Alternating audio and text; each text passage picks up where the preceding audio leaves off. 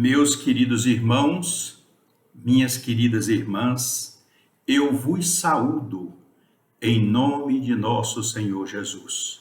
Este é mais um encontro maravilhoso em que estamos aqui nesta segunda-feira, iniciando a nossa semana, atraindo com os nossos pensamentos vibratórios a presença amiga de tantos trabalhadores, do venerando benfeitor professor Eurípedes Barçanufo, que aqui está conosco na Casa de Guará há quase 25 anos, a professora, a benfeitora Amélia Rodrigues, que nos ajudará hoje também, e a benfeitora Joana de Ângeles, como sempre carinhosa, atendendo às necessidades com as vibrações emanadas do seu pensamento luminoso, do seu convívio com Jesus, nos traz à luz da psicologia profunda as lições atualizadas do Evangelho de Jesus.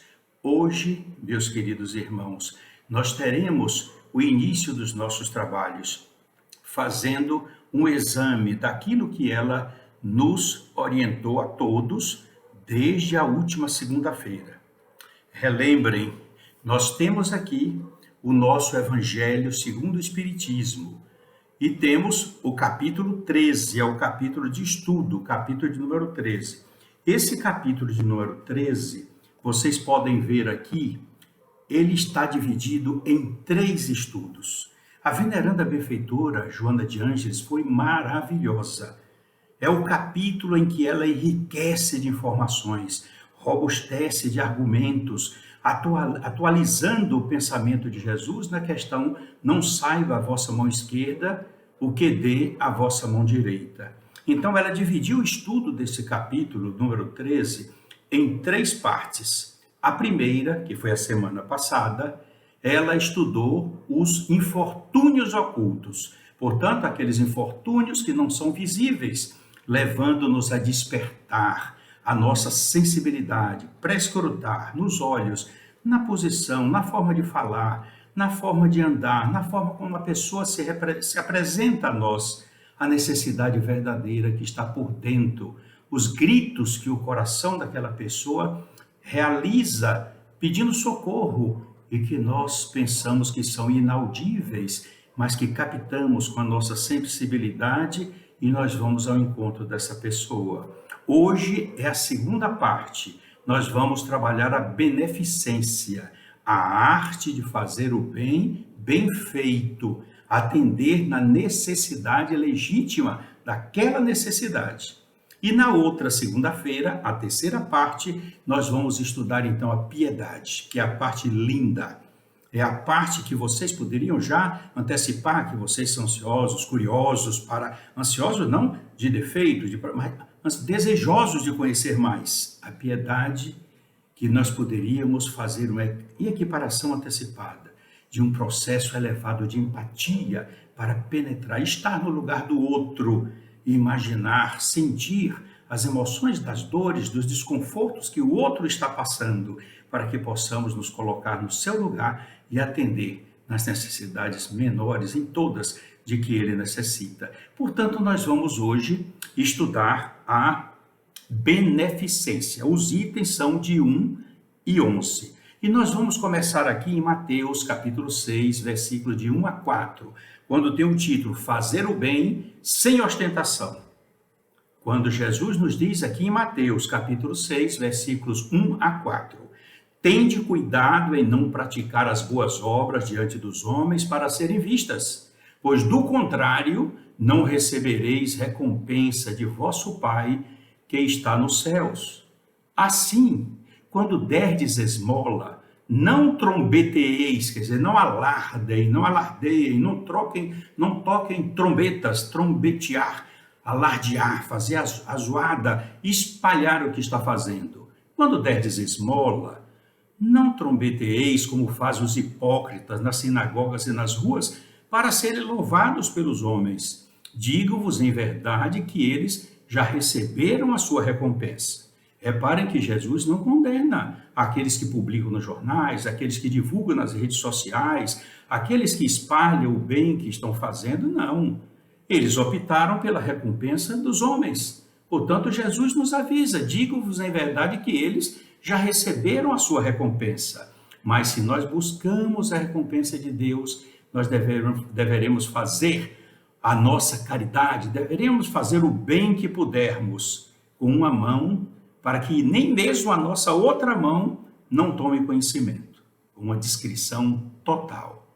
Quando derdes esmola, diz Jesus: não saiba a vossa mão esquerda o que faz a vossa mão direita, a fim de que a esmola fique em segredo. E vosso Pai, que vê o que se passa em segredo, vos recompensará. Esse é o objetivo do que Jesus nos ensina. Mas nós vamos agora para o capítulo, esse é o capítulo 13, nós vamos para o item 11, quando temos aqui uma mensagem do bispo Adolfo, bispo de Argel, uma coisa linda que vocês vão ver.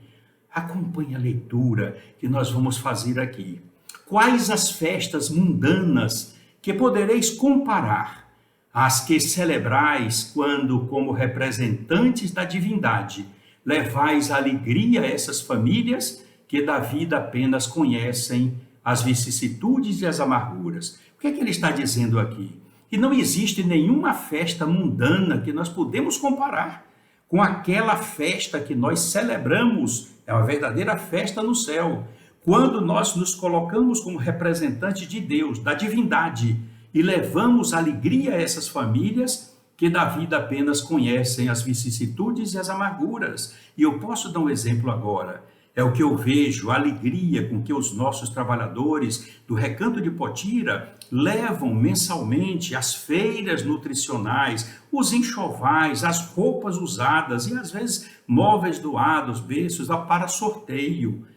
Todos eles são representantes de Deus, que levam alegria a essas famílias que a vida apenas conhecem as vicissitudes e as amarguras. E mais ainda, certa vez, Carmélia providenciou uma pequena enquete questionando na entrevista algum tempo passado qual era o medo maior que elas tinham naquela circunstância, se era do perdão do parto, da criança nascer saudável. Não, o medo era de passar fome, de faltar comida.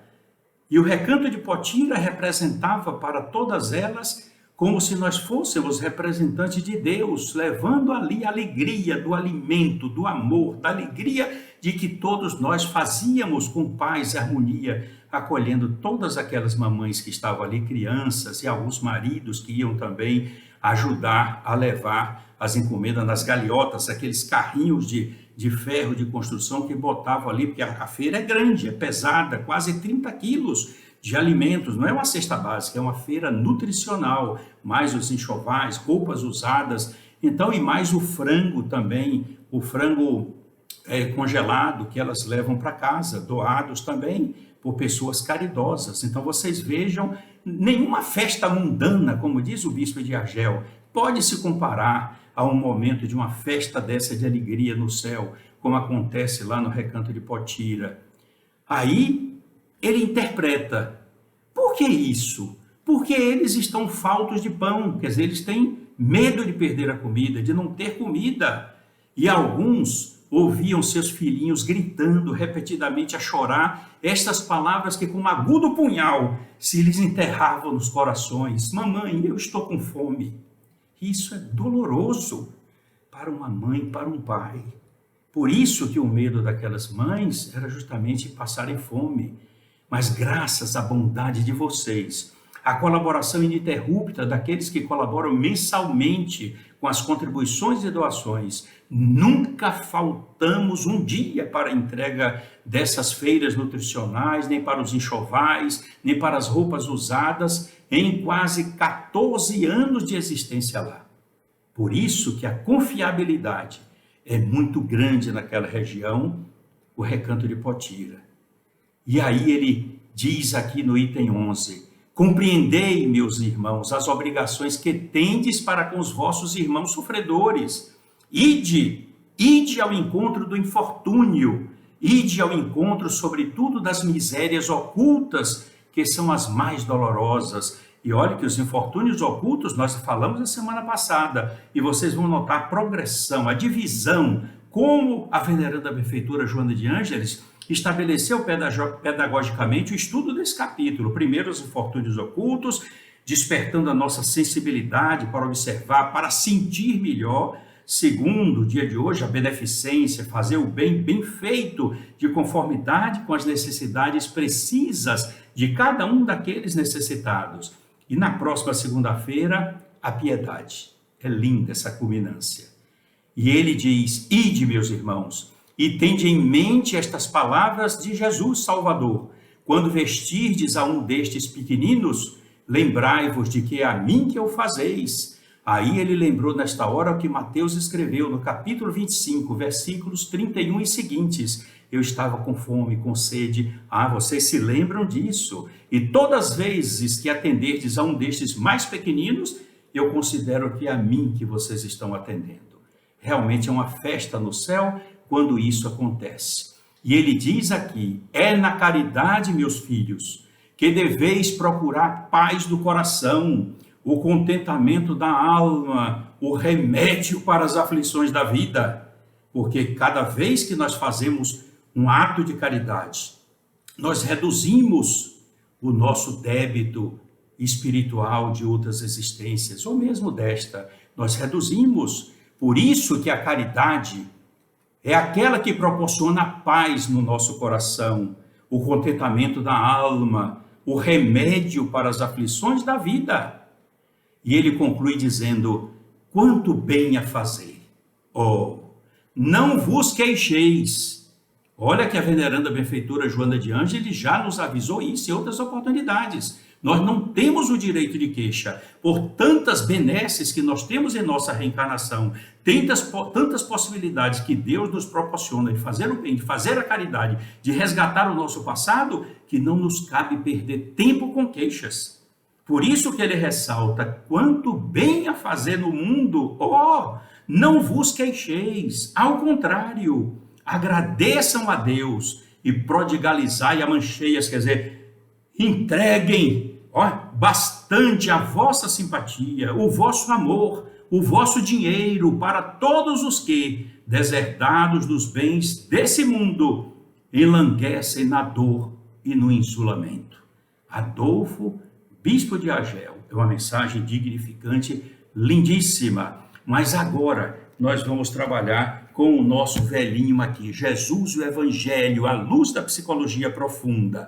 Quando a veneranda benfeitora Joana de Ângeles, ela nos começa dizendo: a beneficência ou a ciência de bem fazer, a arte da ação do bem, bem com letra maiúscula, é, do ponto de vista da psicologia profunda, o compromisso de humanidade para com as criaturas no seu sentido mais elevado. A ciência de bem fazer é a ciência de fazer com amor. A ação do bem é a ação do amor. A beneficência é um movimento que parte da emoção, buscando rehumanizar aquele que perdeu contato com a sua origem espiritual, havendo desfeito o vínculo com as heranças parafísicas, além das físicas, da sua realidade inicial.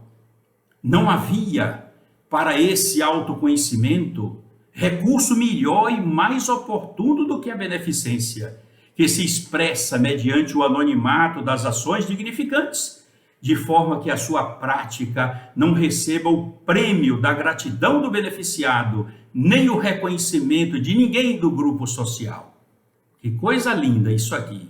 Sintonizar com a beneficência real é contribuir com o pão para o esfaimado, para o faminto, contribuir com o medicamento para o doente, para o enfermo, sobretudo, porém, mediante, olhe o que ela está dizendo, não é só entregar o pão, não é só entregar o medicamento, sobretudo, porém, fazer isso mediante a gentileza, a afabilidade, a ternura, a compaixão em relação ao seu próximo, por meio da educação, do conforto moral aos padecentes, do esclarecimento libertador a todos que ignoram as verdades morais e espirituais da vida. Por isso que nós fazemos isso na Casa de Guará.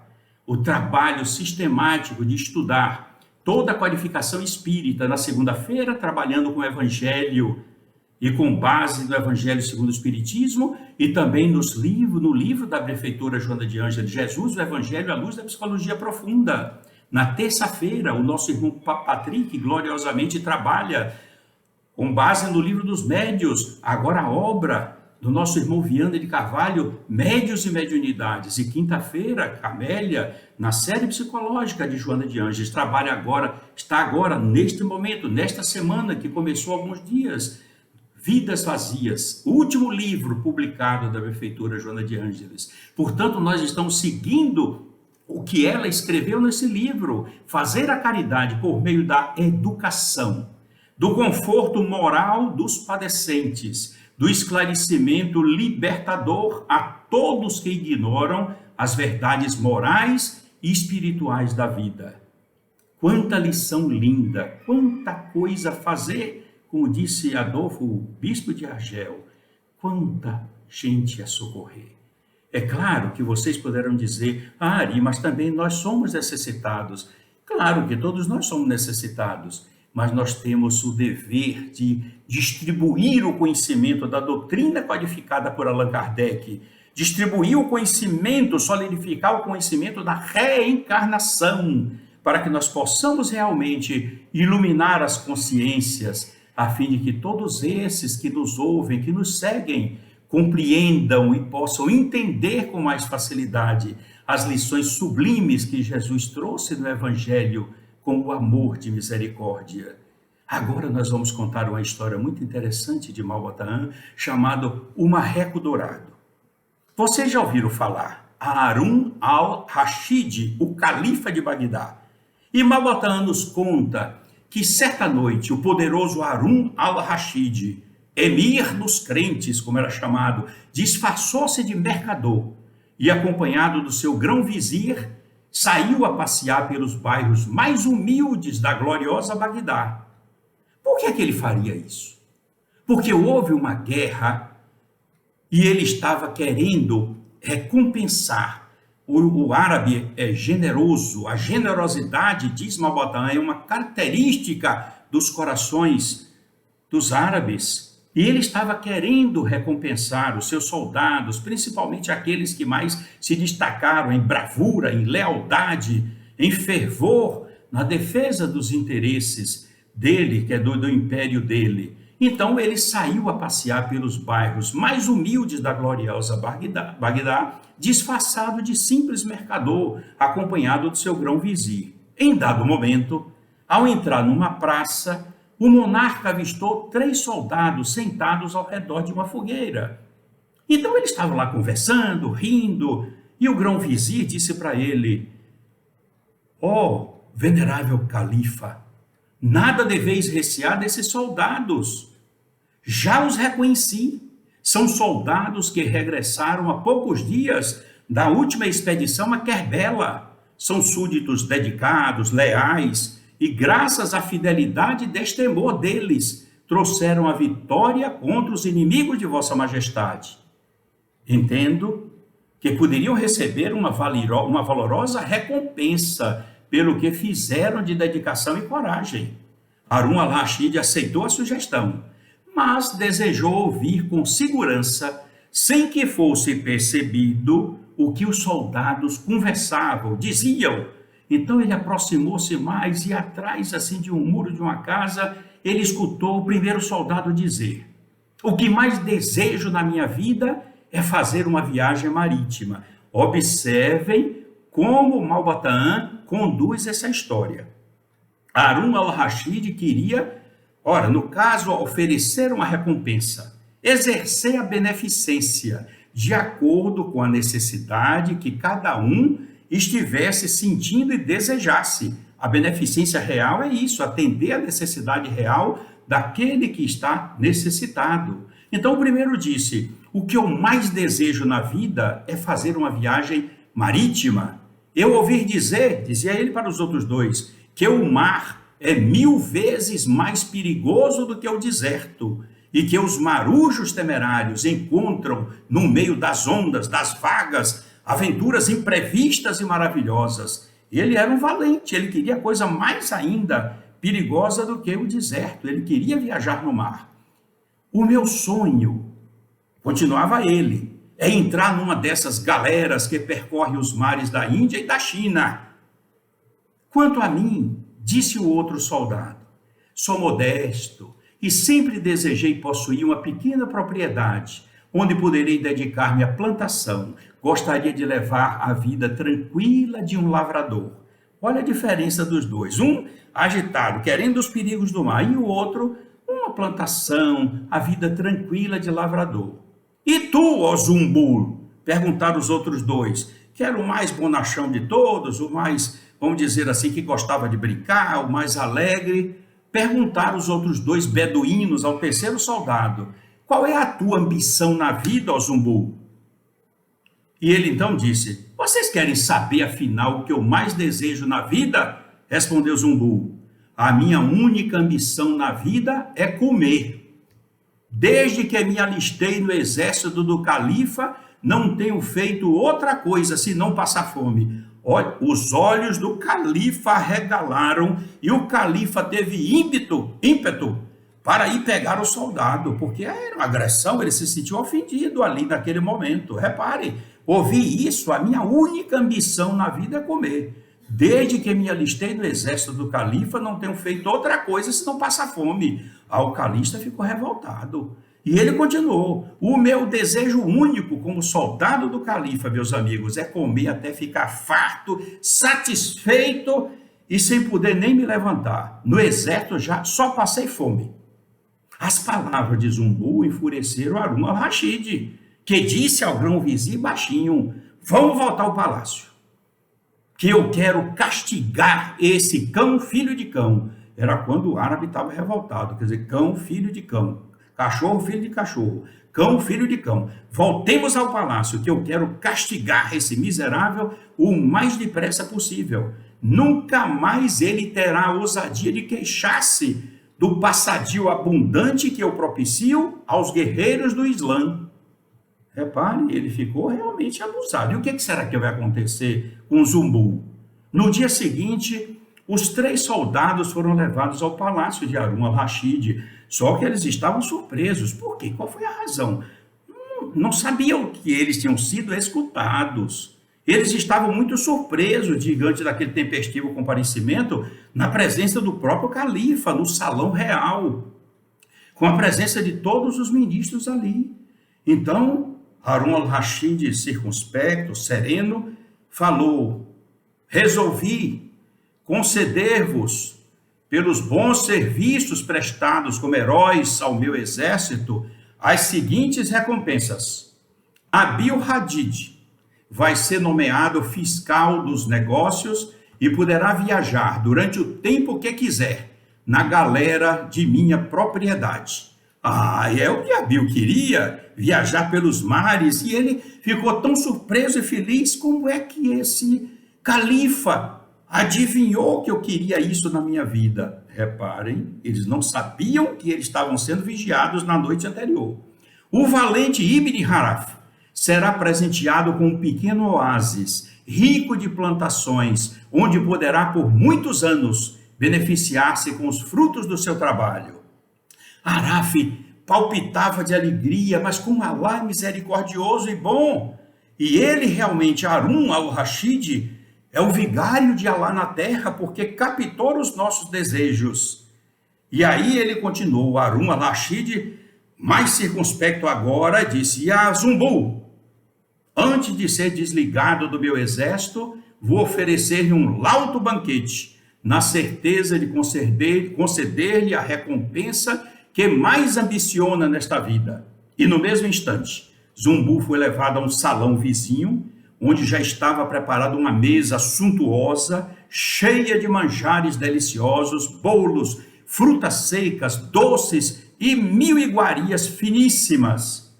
Por ordem do califa, Zumbu acomodou-se sobre uma larga almofada e os escravos começaram a servir 3 qualidades de sopa, 5 pratos de peixes, cebolas recheadas, batatas cozidas na manteiga, couve-flor com vinagre, bifes de camelo, vitela guisada com lentilhas, lebre assada com molho de tomate, pastéis de galinha e camarão. Zumbu comia de tudo sem parar.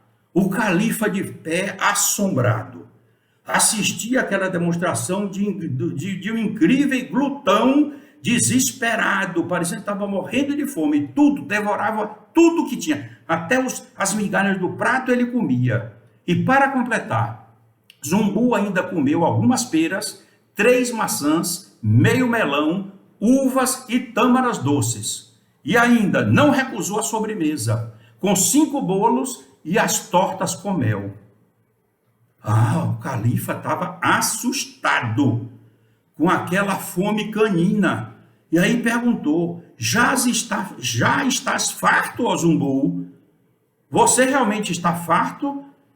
E Zumbu disse: por Alá, ó emir dos crentes, respondeu o comilão, estou completamente satisfeito. Comi tanto, tanto, tanto, que se tivesse agora de comer metade de um grão de arroz, certamente eu não aguentaria e morreria de congestão. Não cabe mais nada no meu estômago. Ao ouvir tais palavras, o califa deu um sorrisozinho pelo canto dos lábios e bateu palmas. Surgiu então um escravo com um novo prato que exalava delicioso aroma. Quando destampou o prato, era um marreco dourado em molho de vinho, condimentado pelo cozinheiro do próprio califa. Era o prato mais apreciado de toda a região, um prato altamente caríssimo, caro, mas muito gostoso, preparado com as especiarias ou especiarias de toda a região e pelo próprio cozinheiro do califa. Ao avistar o marreco dourado, Zumbu ficou estonteado, pois era o prato mais preferido de todo o califado e todos desejavam.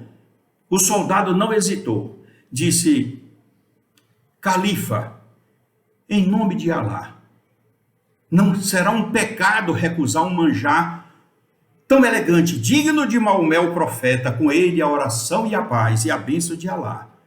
Então ele comeu as asinhas.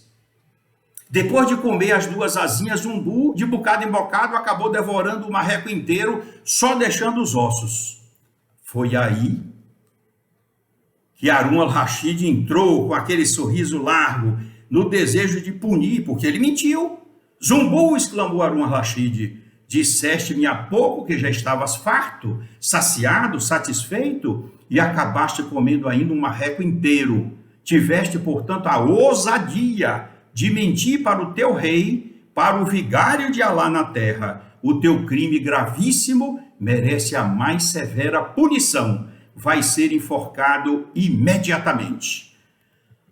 Foi como uma bomba caísse no salão. Todos pararam. Sentindo-se culpado e perdido, Zumbu ajoelhou-se aos pés do califa e, depois de beijar humildemente o solo entre as mãos, assim falou: bem sei, ó comendador dos crentes, que a vossa sentença é justa e que eu mereço pagar com a vida a infâmia de ter mentido para aquele que é meu amo e meu senhor. Desejo fazer, porém, um último pedido, se eu merecer, e se a vossa misericórdia consentir. E aí Harun al-Rashid falou: não, todo condenado, eu concedo o último desejo. Fala, ordenou Harun al-Rashid, dize do teu desejo. Ele disse: majestade, eu queria que vossa majestade mandasse reunir nesta sala todos os meus amigos que serviram comigo no exército e que voltaram vivos. Harun al-Rashid achou simplório e disse: serás atendido, replicou o califa. Manda que venham os amigos desse condenado.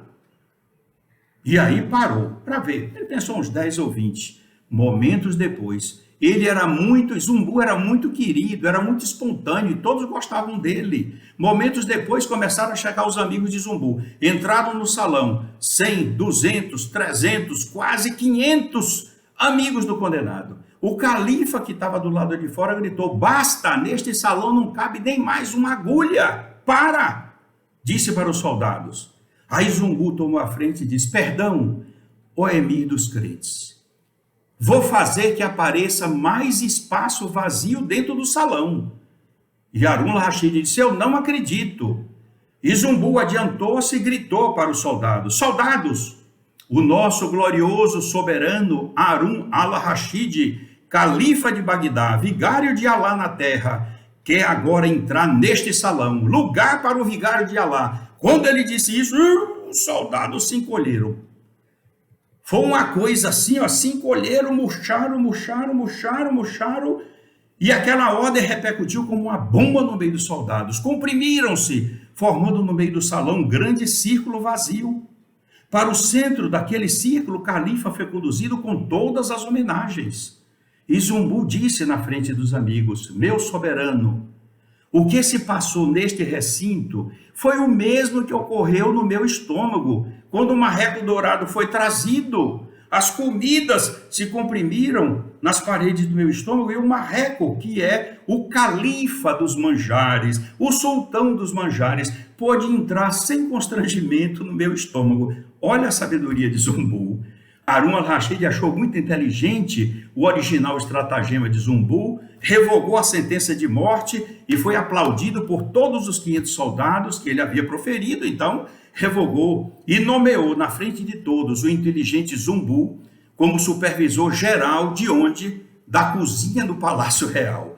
Vocês vejam que história. Mas em todos os momentos nós vamos observar que Malbotaan colocou a execução justamente da beneficência por Harun al-Rashid nas condições que os outros iam ficar felizes, suprir as suas necessidades, os seus anseios.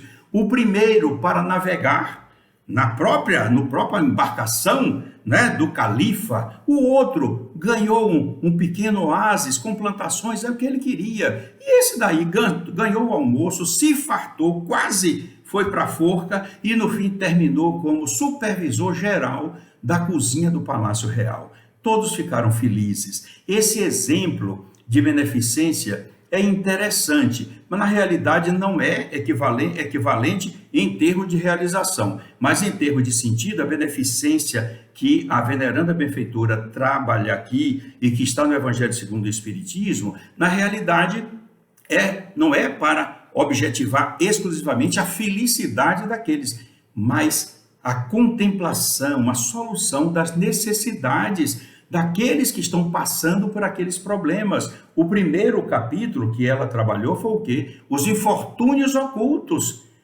A beneficência tende a atender o alívio daqueles sofrimentos, o alívio ou desaparecimento de acordo com as possibilidades de quem doa, de quem realiza, de quem oferece o amor para transformar um estado realmente de felicidade, de paz, que a pessoa seja contemplada com a beneficência. Como a veneranda benfeitora nos diz, a beneficência é a arte de fazer o bem bem feito. É isso que nós temos de observar. Portanto, Malbotaan tratou de dar o exemplo da generosidade do árabe nessa questão. Ele foi procurar de noite, identificou os três, ouviu as necessidades de cada um dos soldados e atendeu todas elas, inclusive com esse exemplo que ficou, porque ele realmente era um homem poderoso, mas ele não gostava que mentissem para ele. Por isso que o Zumbu quase é enforcado porque mentiu. Mas o exemplo que ele deu de procurar um espaço na barriga, como espaço no salão, quando disse que o califa estava lá, e falou, então o califa de Bagdá, Harun al-Rashid, achou engraçada a solução dele, a inteligência dele, e resolveu colocar justamente no lugar onde ele gostaria de ficar, supervisor da cozinha real. Por isso nós vamos voltar ao nosso livrinho. É um livro grandioso, esse livro aqui que me acompanha já há muito tempo, Jesus o Evangelho, a luz da psicologia profunda. Quando a veneranda benfeitora Joana de Ângeles, ela conclui no último parágrafo dizendo: tenha cuidado em não praticar as boas obras diante dos homens, ocultando com sabedoria, na naturalidade, os momentos de beneficência e de amor, que sejam ofertados em relação a quem sofre.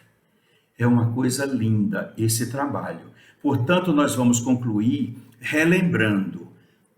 O capítulo é o capítulo do Evangelho segundo o Espiritismo, capítulo 13.